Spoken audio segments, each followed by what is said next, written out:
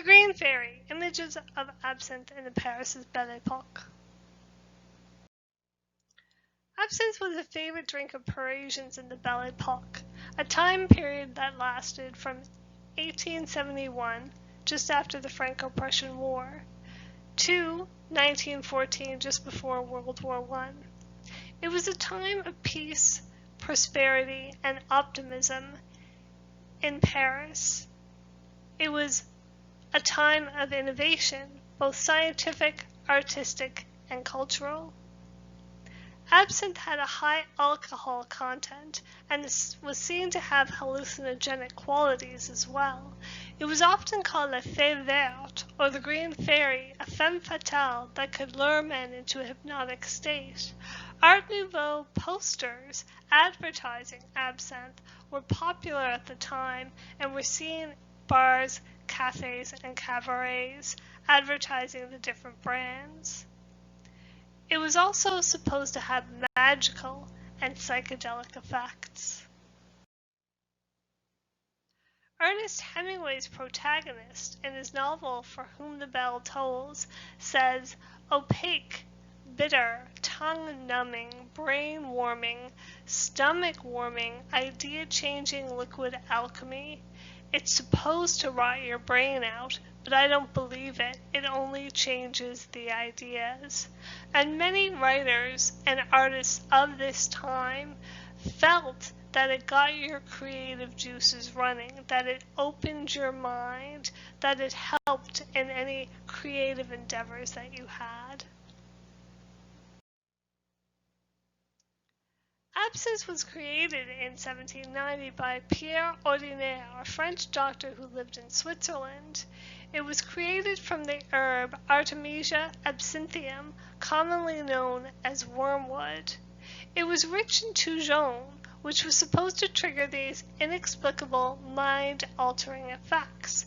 It was meant to be an elixir, a sort of medicine, but it also enriched perception, creativity, and the ability to see beyond reality.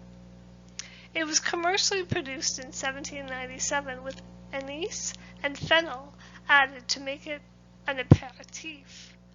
But the sales skyrocketed in 1850 when it was given to French troops as a malaria preventative, and because it was so addictive, when these troops returned to Paris, they wanted it, and because they wanted it, the bar started to carry it. And in the 1860s, 5 o'clock happy hour was called the Green Hour, after absinthe and the Green Fairy. This is Picasso's A Glass of Absinthe from 1912, so it's from his analytic cubist period, where he would take an image, deconstruct it, and reconstruct it in a new way. You can see the absinthe glass. You can also see the spoon that was used to hold the sugar cube over the absinthe, which you would drip water onto to dissolve it and to create the drink itself.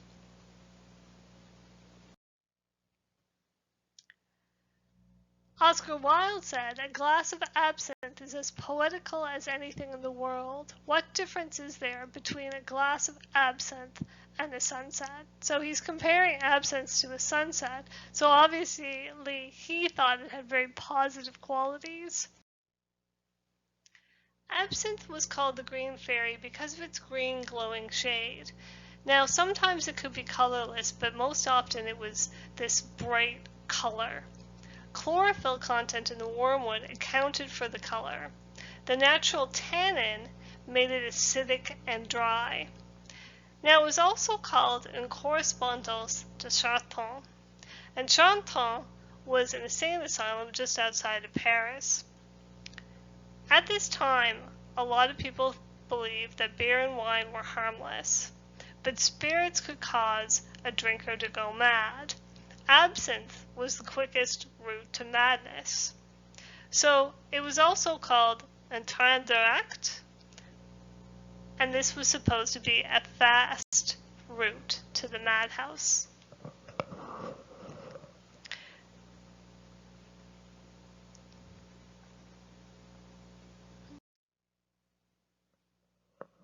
Mixing the drink was sort of a ritual which was part of the appeal of absinthe. First, the absinthe was diluted with icy water, which created la louche, where it changed to a milky iridescent color. A slotted spoon was used to hold a sugar cube on top of the glass partially filled with absinthe. Then you put it under a fountain that dripped water into the cube until it dissolved. Ceremonial, almost like Japanese tea service. Henri Toulouse-Lautrec created a cocktail called the Earthquake, which was half absinthe and half cognac, and Hemingway drank it with champagne and called it Death in the Afternoon after his book of the same name. This is Picasso's Absinthe glass from 1914, which was one of his found object sculptures. So he would find things around him and he would recreate them into a sculpture. Now he used an actual absinthe spoon in this sculpture. Absinthe spoons were often very decorative and very pretty and popular at the time. At the Moulin Rouge, 1892 to 1895, by Henri Toulouse-Lautrec. Toulouse-Lautrec used to drink up to 6 bottles a day and carry it inside his cane for emergencies, so his cane was hollowed out and he would fill it with absinthe just in case he ever needed it. Toulouse-Lautrec was the son of aristocrats, a comte and comtesse. Now, they were first cousins, so there was a little bit of inbreeding in his family, which could have caused or been part of the cause of his congenital defect. When Toulouse-Lautrec was about 14 or 15, he broke both his femurs, his left one and his right one, and neither of his legs grew properly after that. So he ended up having the body of an adult with the legs of a child, and he was often teased unmercifully because of this, and this could have been what led him to drinking so heavily. But artists also used absinthe to clear their mind and find inspiration. But it wasn't always a good thing. Charles Baudelaire, who wrote Les Fleurs de Mal, said, "I have cultivated my hysteria with delight and terror. Now I suffer continually from vertigo, and today, 23rd of January, 1862, I received a singular warning. I have felt the wind of the wing of madness pass over me."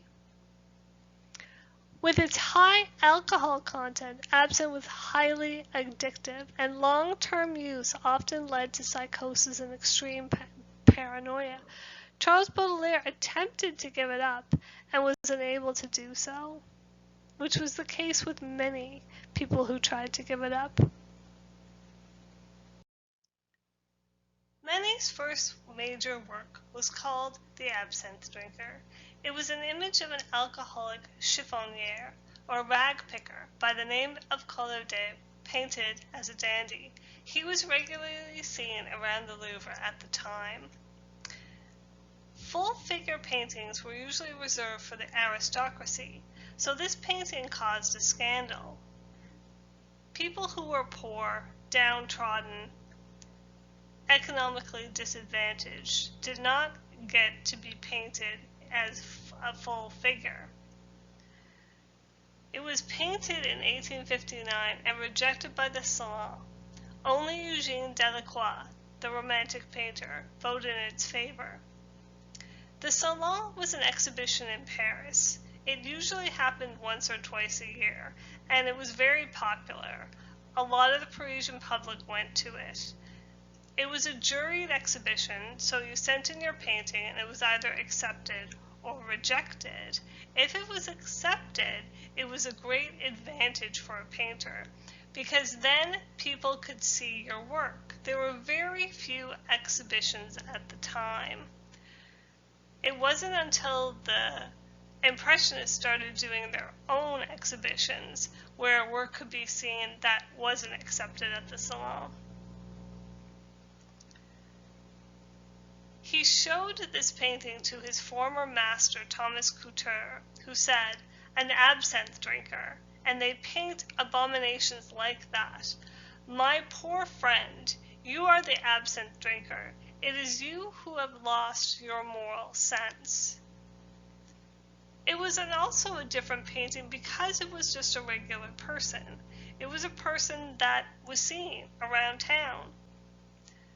It was the realist painters and the impressionists that started this. They were the ones who started painting normal people, people that they would see, people that were on the streets, people in their own circle. This was unusual because at the Salon, the majority of paintings followed three themes: historical, religious, and mythological. This painting was none of those. Now, the insertion of the glass of absinthe was added between 1867 and 1872. So when Manet submitted this to the Salon, it didn't have the absinthe glass, but it was called Absinthe Drinker, and the absinthe bottle is on the ground.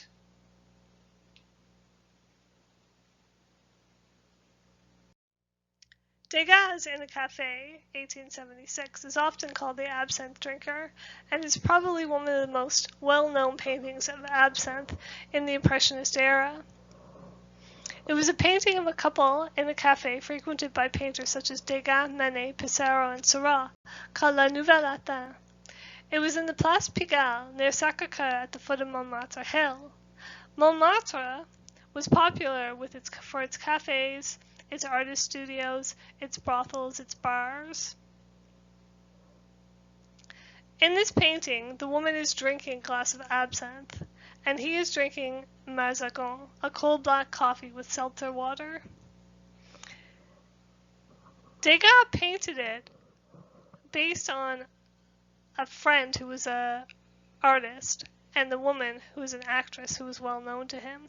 He had them act in this painting, act as a prostitute and as a drunkard. Obviously the two people are together, but it's very clear that they're not engaged with one another. They stare restlessly out at the painting. There's a certain isolation and desolation in this painting.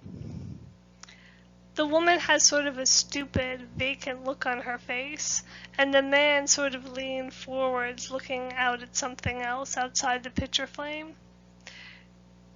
It shows the mind-numbing problems of absinthe drinking. They are lost in their own private worlds. Our attention moves back and forwards between the real and the reflected painting space, and there's an induced restlessness that he creates. They are both positioned on this oblique line, and the woman is hemmed in and pinched in by the table that's in front of her. Although this is a painting of a cafe, Degas was very meticulous when he was doing paintings, and he wouldn't have painted this in the cafe, but this would have been painted at some point in his studio. So everything is placed exactly the way he wants it. There is nothing that happens arbitrarily in his paintings. But the painting was hated by the critics, and when it was displayed in London, the Irish critic George Moore said, "Heavens, what a slut! A life of idleness and low vices upon her face. We read there her whole life. The tale is not a pleasant one, but it is a lesson." And this was picked up by the anti-absinthe movement because it was a lesson that showed what would become of you if you drank absinthe. But Degas had to publicly come out and explain that the models were acting and actually in good standing in society. It inspired Émile Zola's L'Assommoir, which was an exploration of the poor and downtrodden alcoholics in Paris. Zola said, "I quite plainly describe some of your pictures in more than one place in my pages," and this was often the case where writers and painters would inspire one another.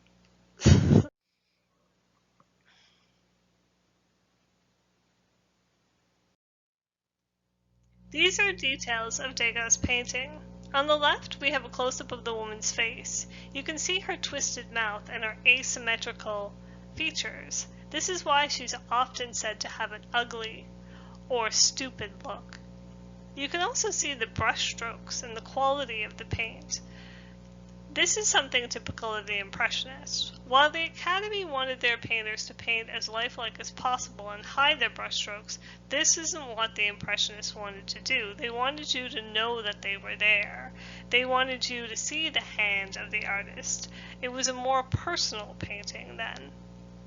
On the right-hand side, we see the man and the woman.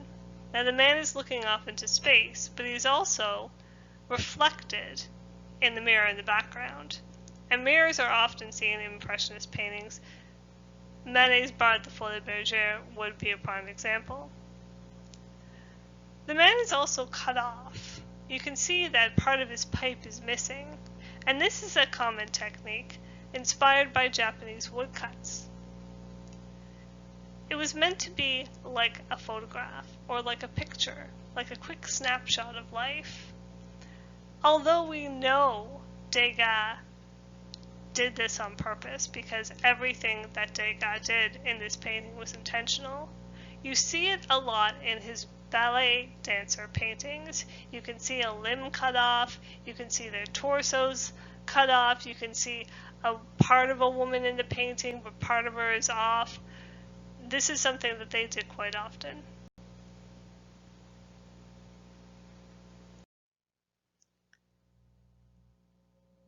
Degas was fascinated by the lower class working women and often painted them in their social settings.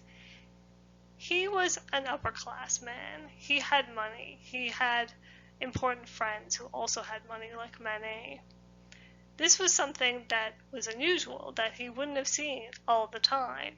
Something that the women he associated with wouldn't be doing. They were women ironing, 1884, laundresses carrying linen to town, 1878. They both show the painterly quality, they both show the hand of the artist, but they also show a lack of intimacy. Degas was an outsider, and he was trying to get an objective look at these women. He wasn't trying to romanticize them. He wasn't trying to make them look worse or better than they actually were. He was an independent observer looking in. Prostitution in the 19th century Paris. Degas didn't partake in prostitution, but a lot of his friends did, and syphilis was rampant and a problem. Manet and Manet's father both died from syphilis, as did Gauguin. But he painted prostitutes.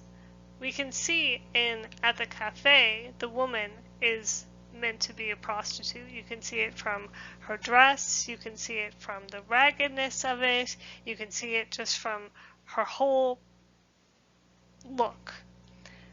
Women in Degas' social circle, like Mary Cassatt and Berthe Morisot, both very involved in the Impressionist movement, would never have been at these cafes, at these bars.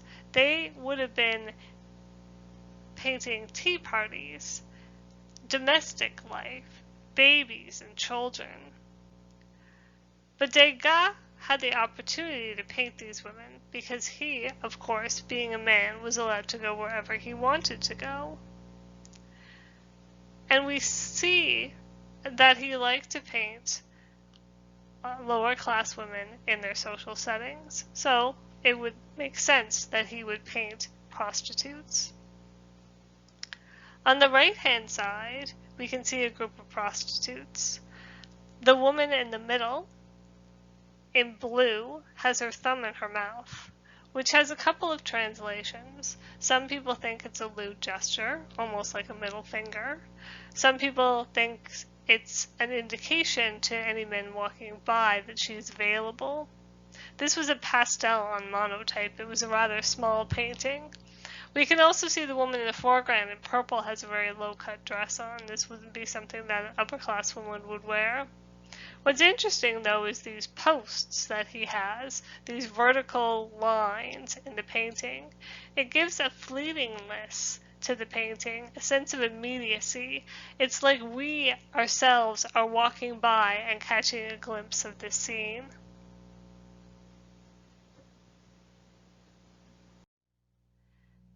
Hélène André was an actress, and she was also the model for Degas in a cafe. But Manet wasn't the only artist who used her as a model. Renoir and Manet also used her. We see her in Renoir's Luncheon of the Boating Party from 1880 to 1881. Here she is in the background, and on the left is a detail. She's drinking. Whether it's absinthe or not, we don't know. But you can see the real painterly quality again that's typical of the Impressionists, those loose brushstrokes, the lack of detail. Manet, Woman with Plum Brandy, 1877, is also a depiction of Hélène André. We can tell that she's not an upper-class woman based on the cigarette in one hand and also the fact that she's not wearing white gloves. Of course, upper-class women wouldn't be seen in a bar drinking brandy either. It's a beautifully done painting, though. The foreshortening of her hand that rests against her cheek is beautifully done. The detail in the vent behind her with the arabesques and the swirls, and the frame that frames the vent also serves to frame her as well. Like Degas' painting, the marble countertop hems her in, almost like it's trapping her.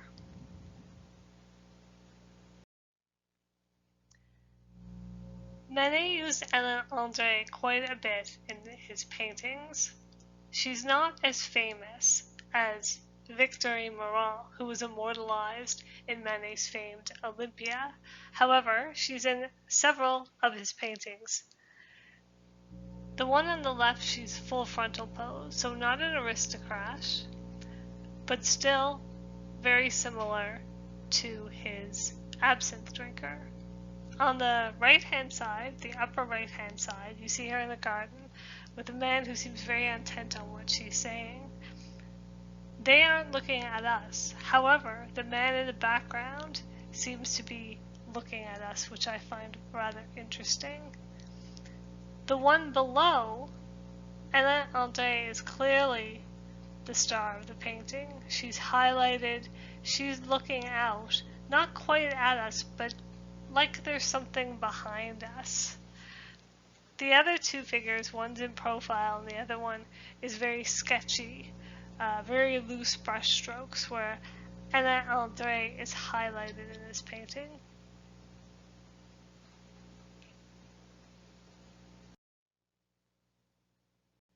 Manet also did a portrait of Marcellin de Busta, who is the heavyset man in the Degas painting.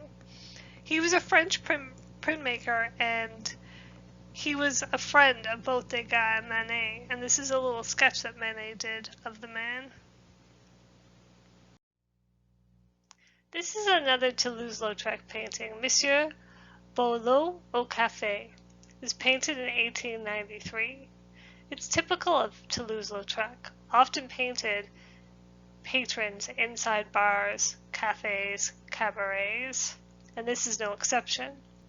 You also see the influence of Post-Impressionism on the short, hatchy brushstrokes that he uses in the wall, in the clothing, also the bright colors, very typical of Post-Impressionism, very much like Van Gogh. You also see absinthe in this picture. You see the bright green liquid in the foreground, and Boileau himself seems to have a glass with a carafe. Also in the background there is a man who seems to be drinking back some beverage, probably absinthe as well.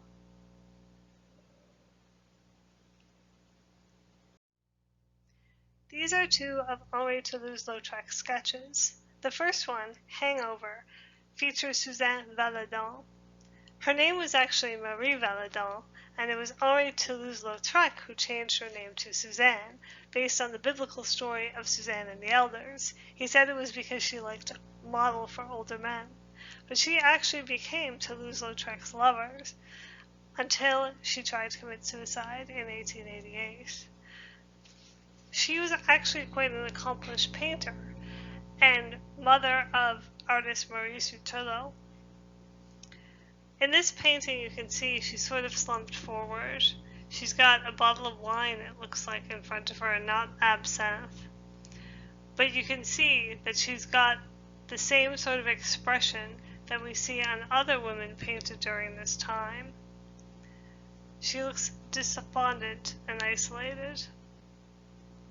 On the right, we have a portrait of Vincent van Gogh, 1887. Van Gogh and Toulouse-Lautrec were good friends. They seemed to gravitate towards one another because both of them were on the outskirts of society. Toulouse-Lautrec because of his small stature, and Van Gogh because of his mental illness. This painting, you can see that Van Gogh has a glass of absinthe in front of him. Van Gogh was in Paris living with his brother Theo on Rue Lepic when he met artists such as Pissarro, Signac, Bernard, and Toulouse-Lautrec. He was introduced to the nightlife and cafe culture of Paris. He and Toulouse-Lautrec, like I said, were drawn to each other. The absinthe and Paris society heightened his anxiety and inspired his move to the south. You can see he's painted a glass of absinthe and a carafe in 1884 while he was living in Paris. He was a heavy absinthe drinker, which didn't do anything to help his mental health. This is Van Gogh's The Dance Hall from 1888. Also in the south of France, this was a dance hall that he went to. But you feel the crush of people. You feel the crowds coming in on you. You see saturated with people who overlap one another. And there is one woman on the right-hand side who looks out at us with claustrophobic terror. You can still see that absinthe green in the upper left-hand corner, and the absinthe does feature in the painting. Here you see a table with a glass of absinthe on it. But it must have been a very uncomfortable outing for Van Gogh, knowing the anxiety he felt in the crowds of Paris.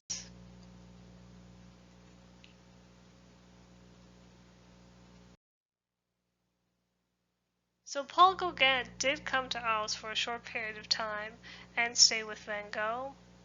This is his night cafe version from 1888, and this is a portrait of Madame Giroux, who owned the night cafe. You can see that she clearly has a glass of absinthe. You can see the glass and the spoon in the glass. You can see the carafe of the water, and you can see the sugar cubes in the foreground.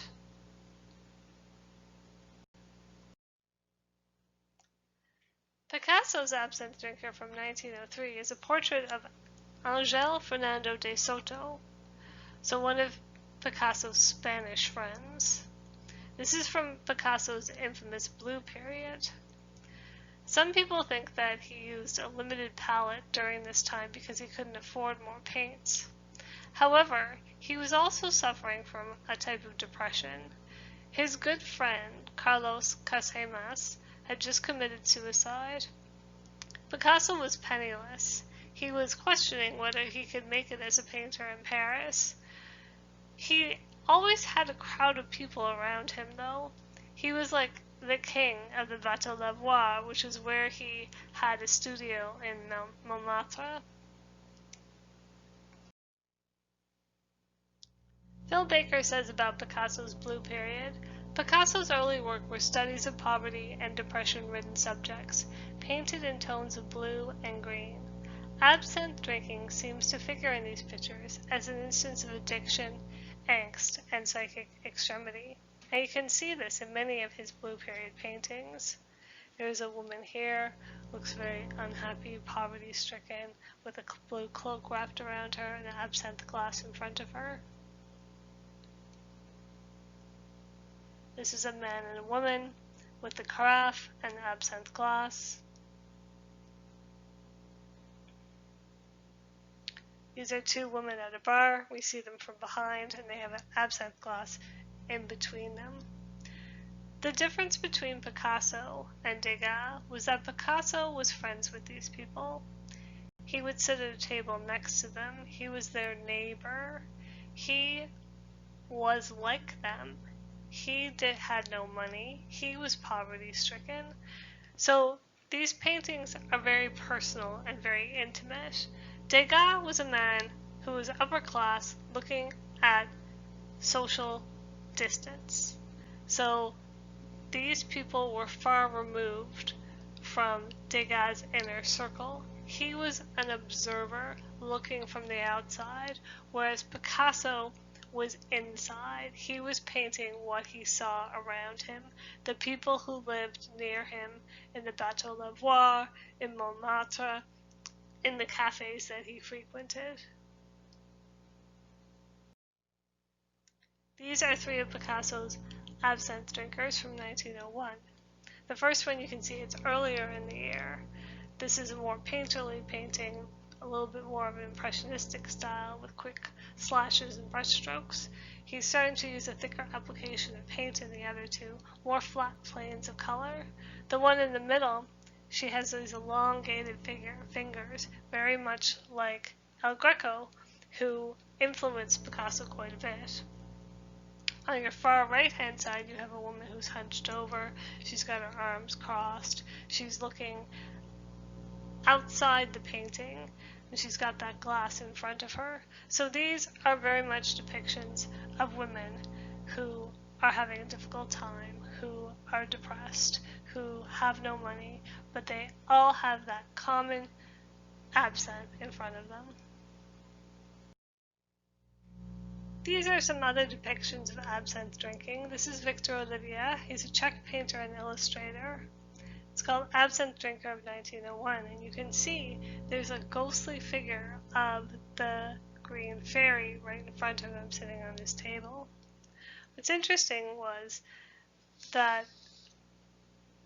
a lot of people felt that absinthe gave genius to those who weren't blessed with the quality. However, it seemed to take away the quality for people who did have genius. This is Alex Tornman, who is a Swedish painter. This is Absinthe from 1902. In this painting, there is a woman dressed in green with a very intense stare out right at us and a glass of absinthe in front of her. In my opinion, this woman almost embodies the femme fatale. So where Victor Olivier has the ghostly vision, this seems to be the more human form of the femme fatale and the green fairy.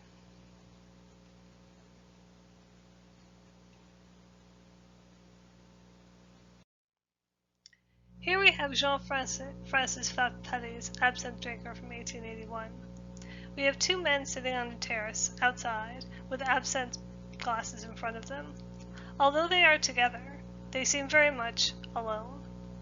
The man on the left is slumped over with his hand on his cheek. The other man is looking down at his hands.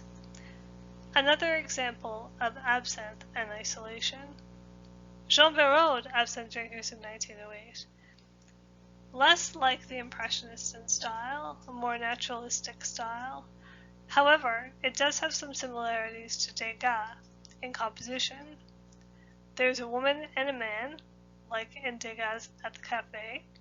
The man is even looking off to the distance, similar to the man in Degas' painting. However, the technique is very different.